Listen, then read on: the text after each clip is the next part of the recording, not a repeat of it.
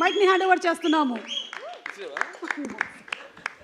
ఇలా పట్టుకోవడం కొంచెం ప్రాక్టీస్ చేద్దాం.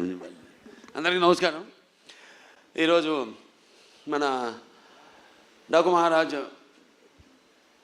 మీ యొక్క ట్రైలర్ రిలీజ్కి ఇచ్చేసిన పాత్రికేయ సోదరులందరికీ, ముఖ్యంగా ప్రింట్ అండ్ ఎలక్ట్రానిక్ మీడియా వారి అందరికీ నా హృదయపూర్వక కళాభివందనాలు తెలియజేసుకుంటున్నాను.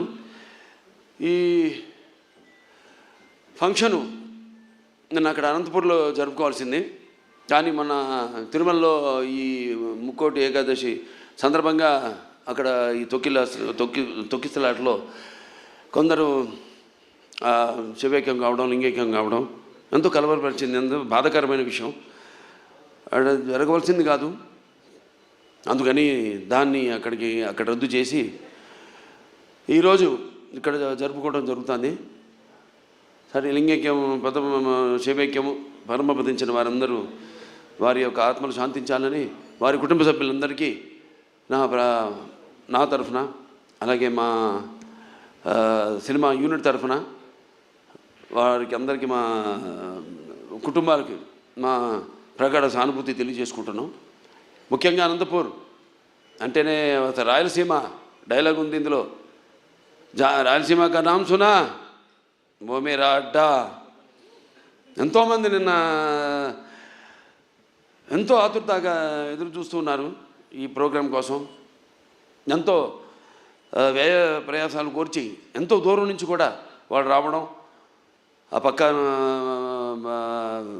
కడప కానివ్వండి, కర్నూలు కానివ్వండి, ఒకటని కాదు, అటు చిత్తూరు కానివ్వండి, అనంతపూర్ కానివ్వండి, లేకపోతే మిగతా ప్రాంతాల నుంచి కానివ్వండి, ఇటు తెలంగాణ నుంచి కానీ అభిమానులందరూ తరలి వచ్చారు అక్కడికి. పేరున వాళ్ళందరికీ ముఖ్యంగా అక్కడ ఇంతవరకు మన రాష్ట్ర అధికారంలో ఉన్నప్పుడు తెలుగుదేశం మొదటిసారి రాష్ట్ర విభజన తర్వాత అక్కడ లైబ్రరీ చైర్మన్ సోదరుడు గౌస్ మొహిద్దీన్కి, అలాగే హెల్పింగ్ హ్యాండ్స్ అనంతపూర్ జగన్ గారికి, అలాగే శ్రీధర్ గారికి, అలాగే చిరంజీవి గారికి, మిగతా అందరూ నా కన్వీనర్స్ అంతా ఉన్నారు, సతీష్ తిలకు, శ్రీధర్ గారు, వాళ్ళందరూ కూడా అందరికీ వాళ్ళు నచ్చజెప్పి ఇలా ఎందుకు మనం చేయాల్సి వచ్చిందో వాళ్ళందరూ శాంతపరిచినందుకు, వాళ్ళ ఆవేశాన్ని చల్లపరిచినందుకు, ఎప్పుడూ ఒక క్రమశిక్షణ కలిగిన సైనికులు నా అభిమానులు. భావస్థురాన్ని జన్మాంతర సౌహృదాన్ని అంటారు. పోయిన జన్మలో ఎంతోమందితో పరిచయం ఉన్నా ఈ జన్మలో ఒకరిని దాన్ని పొందగలుగుతాం. కానీ ఎన్ని లక్షల, వేల లక్షల కోట్ల మంది అభిమానులు పొందడం అంటే అది నా పూర్వజన్మ సుకృతంగా, అది ఏ జన్మజన్మన అనుబంధమో, ఏ రుణానుబంధమో, ఏ విడలేని అనుబంధమో కదా అని నాకు అనిపిస్తూ ఉంటుంది.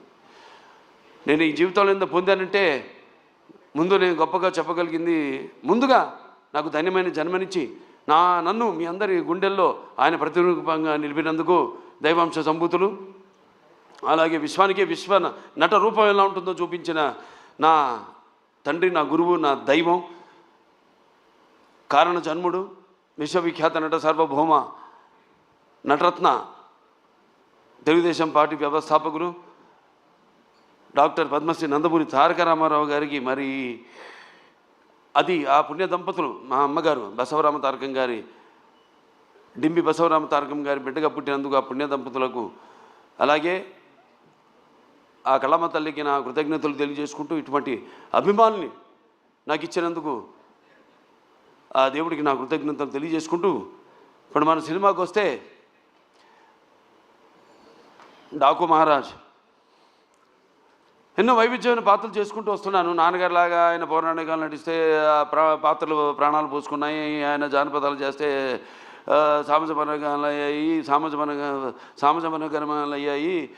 అలాగే ఇట్లా ప్రతి పాత్ర మన దేశంలోనే కాదు ప్రపంచంలో చూస్తే ఎవరు అసలు చేయని పాత్రలు ఎన్నో చేసి ఆయన అటు ఒక నటనాచార్యుడిగా, అలాగే ప్రతి పాత్రలో అణువణువుని నింపుకుని నటనకు ప్రాణం పోసిన ఒక నటధీశాలిగా, మరి అటు ఆయన చేసిన పాత్రలన్నీ చూసి కూడా అటు కళమ్మ తల్లి కళకళలాడింది, కర్నూలు పండుగ చేసుకుంది, గలగల నవ్వింది.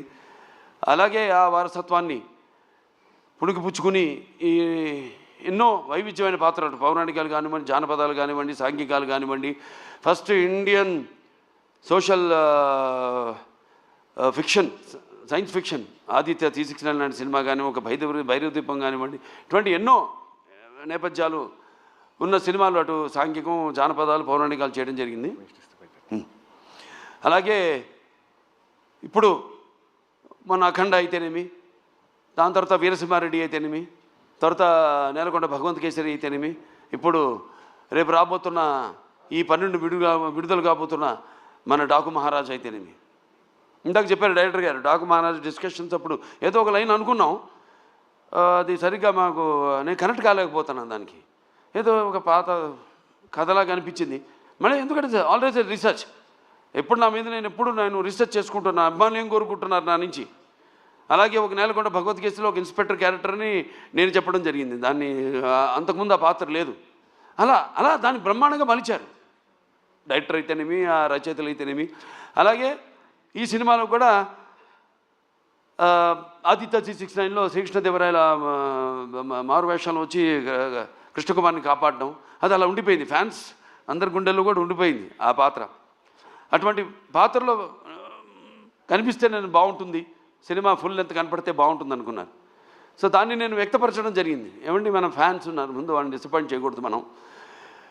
నాన్నగారు ఒక సర్దార్ పాపారాయుడు అయితేనేమి అటువంటి ఒక గెటప్లో మనకు కనిపిస్తే బాగుంటుంది అని అనుకున్నాం. అక్కడి నుంచి స్టార్ట్ అయింది కథ, మా ప్రయాణం. దాంట్లో మరి ఎటువంటి సమస్యను మా ప్రతి సినిమాలో మహిళలకైతేనేమి వినాశ్రయం జననం నాస్తి, వినాశ్రయం గమనం నాస్తి, వినాశ్రయం జీవం నాస్తి, వినాశ్రయం సృష్టి రేవ నాస్తి. ప్రతి సినిమాలో కూడా మహిళలకు ఒక ప్రత్యేకమైన ఇంపార్టెన్స్ ఉంటుంది. అలాగే ఏదో ఒక సందేశం, మంచి సందేశం ఇవ్వాలి మనం అన్నప్పుడు దాన్ని మనం చూస్తారు సినిమాలో. మొత్తం చెప్పేస్తే ఎలా, రేపు ఏ సమస్యను మేము తీసుకున్నాం, అసలు దాని మీద మన తెలుగు వాళ్ళ గొప్పతనం ఏంటి అన్నది కూడా ఈ సినిమా ద్వారా చెప్పడం జరిగింది.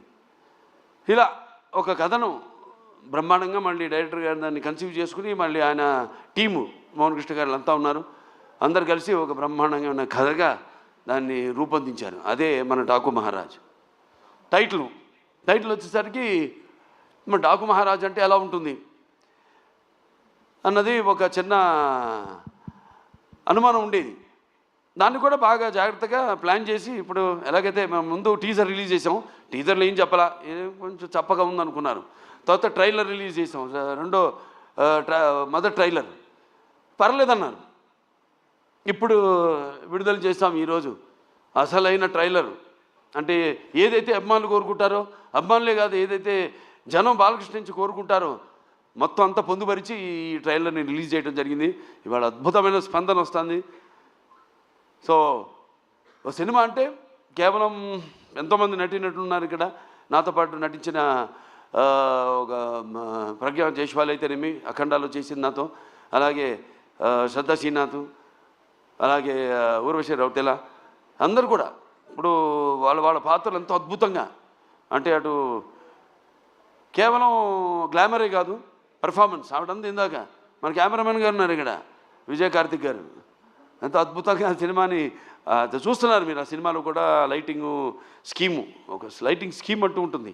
దాన్ని ఎలా అద్భుతంగా మేము చేసే సన్నివేశాలకి ఇంకా జీవం పోసి, ప్రాణం పోసి ఎంతో అద్భుతంగా వాటిని ప్రజెంట్ చేశారు. డైరెక్టర్ అండ్ కెమెరామెన్ నా దృష్టిలో ఒక భార్యాభర్తలు అంటాడు. అంటే ప్రభుత్వం లాగానే, ప్రభుత్వం ఏముంటుంది, ఎన్నో స్కీమ్స్ అనుకుంటుంది, కానీ దాన్ని ఇంప్లిమెంట్ చేసేది ఎవరు?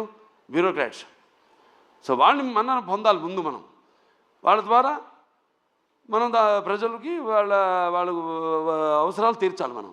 అలాగే ఒక డైరెక్టర్ తను ఏం కన్సీవ్ చేసుకుంటాడు, దాన్ని ఎంతో అద్భుతంగా స్క్రీన్ మీద సన్నివేశాన్ని బట్టి అద్భుతంగా తెరకెక్కించారు మా కెమెరామెన్ విజయ్ కార్తిక్ గారు. అలాగే ఇక మా తమన్ గారు ఉన్నారు, ఇక ఆయన గురించి చెప్పక్కర్లా.